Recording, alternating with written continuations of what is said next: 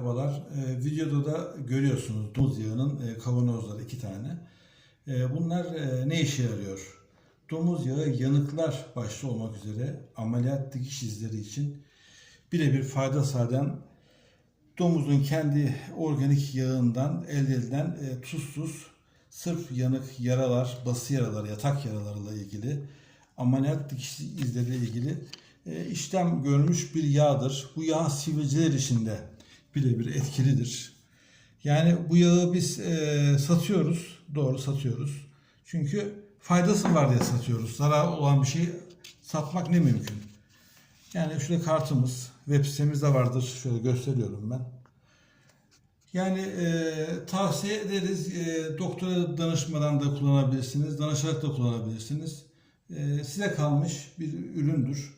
Orijinaldir. Herkese sağlıklı günler dileriz. Gerçekten fayda sağladığını da biz artık garanti ediyoruz. Çünkü sadece bu işi yapıyoruz.